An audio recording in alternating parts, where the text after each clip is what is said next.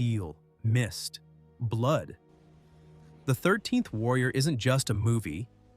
It's a haunting collision of history, myth, and raw filmmaking madness. Based on Michael Crichton's novel Eaters of the Dead, it tells the story of a refined Arab poet who joins a band of Norse warriors to face an ancient terror. But behind the camera, the real battle was raging.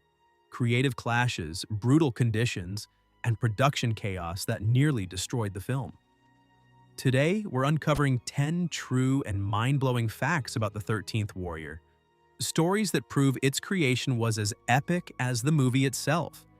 And stay until the end, because our bonus fact reveals how one of the film's most legendary moments was born completely by accident.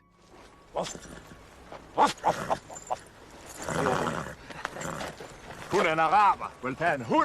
thinks your horse is too... Number 1. Michael Crichton saved his own movie. When early test audiences laughed at scenes meant to be serious, the studio panicked. Director John McTiernan's cut was slow, strange, and overly mystical. So author Michael Crichton, yes, the man who wrote Jurassic Park, took over. He reshot nearly 30% of the movie, including the opening in Baghdad, the final cave battle, and the now iconic Viking prayer. He even hired a new composer. Few writers in Hollywood history have literally taken back control of a film they wrote. Crichton did, and it became the version we know today.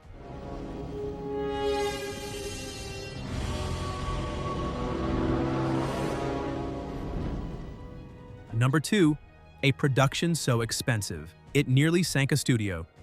The 13th Warrior began with a $90 million budget and ballooned to between $130 and $160 million after Crichton's reshoots. It was one of the most expensive productions of the 1990s.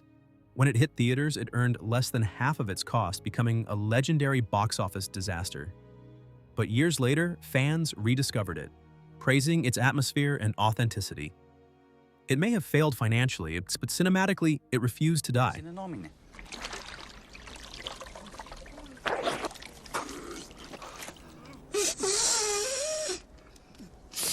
Number 3, Omar Sharif was so disappointed, he quit acting temporarily. Yes, Omar Sharif, the legendary star of Lawrence of Arabia, appears briefly as Ibn Fadlan's mentor and narrator.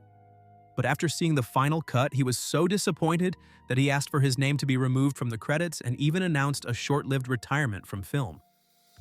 After seeing what they had done, I felt ashamed to have participated, Sharif later said.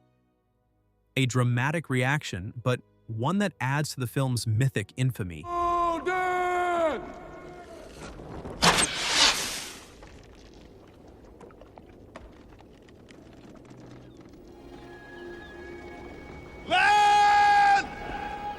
Number 4, no CGI, just real mist, real mud, and real suffering. Those eerie, fog-shrouded battlefields? 100% real. The movie was filmed in the Canadian wilderness where constant rain and freezing temperatures turned every scene into an endurance test. Antonio Banderas later admitted, "It was the most miserable shoot of my life, but the most beautiful on screen. No digital fog, no green screen, just pure, brutal authenticity." I'm not a farmer. Let's go trade them. If you're enjoying these wild, true stories, hit that like button and subscribe. We've got more legendary movie secrets coming your way. Now let's dive deeper into the storm. Speak to me, boy! Who did this? Speak to me! Find someone who knows him! Wait! I know him. Number 5. Antonio Banderas learned Arabic for real. Banderas didn't speak Arabic before filming, but he learned all his lines phonetically, repeating them until native speakers said they sounded authentic. He wishes to know your name. I am Ahmed ibn Fahlan, ibn al-Abbas, ibn Rashid, ibn... No. He also performed most of his own stunts, even after injuring his shoulder when his horse slipped in the mud. It wasn't just a performance, it was survival. That dedication made Ibn Fadlan feel like a real outsider forced to adapt to a harsh, insane world. 3 more in the fence.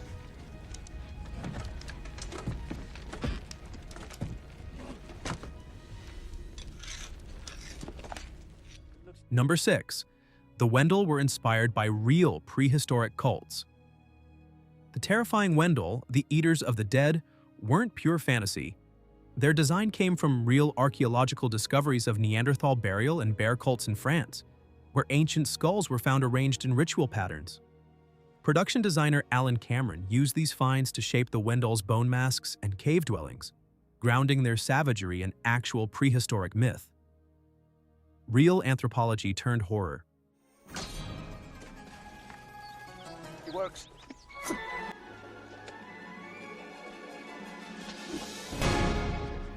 When you die, can I give that to my daughter?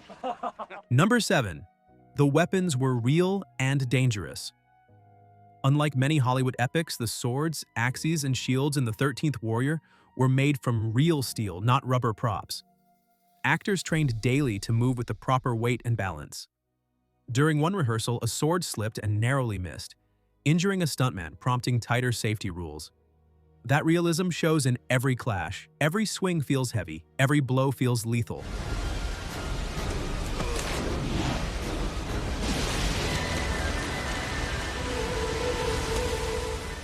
Number 8. The Lost Cut, 40 minutes of deleted scenes. McTiernan's original cut reportedly ran over 2 hours and 25 minutes, filled with slower, atmospheric scenes and a completely different score. Crichton's final version was trimmed to 1 hour and 42 minutes. That means nearly 40 minutes of footage, including alternate fights, longer travel sequences, and extended Wendol scene are lost or locked in Universal's vaults. To this day, fans still hope for a release of the mysterious Eaters of the Dead cut.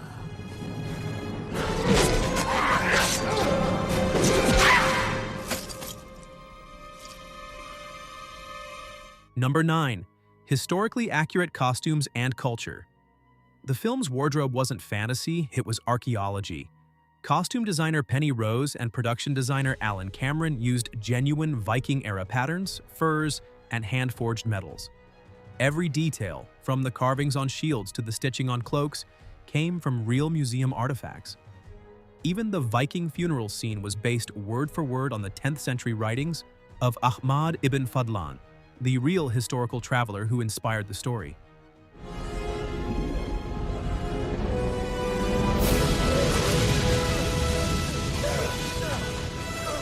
Number 10.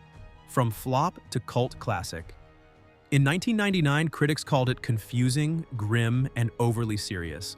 But over time, the 13th Warrior found new life on DVD streaming and among Viking and fantasy fans.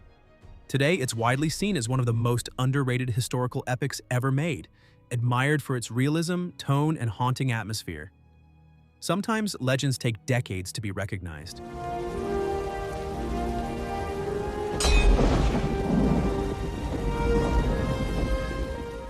Bonus fact: the Viking prayer was improvised. That unforgettable final scene where the warriors recite the Viking prayer before battle was partly improvised.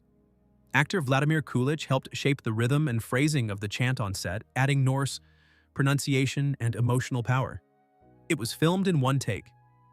Crichton watched the playback and said simply, "That's the ending." A moment of pure cinematic lightning created by instinct, not script.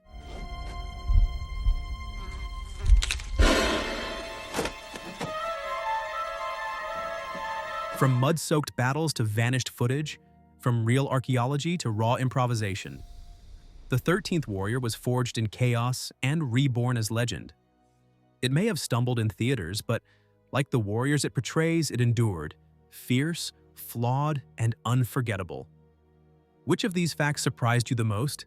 Tell us in the comments below. And if you love uncovering epic movie secrets, hit like, subscribe, and let us know which film we should explore next. Because somewhere out there, another cinematic legend is waiting to be rediscovered.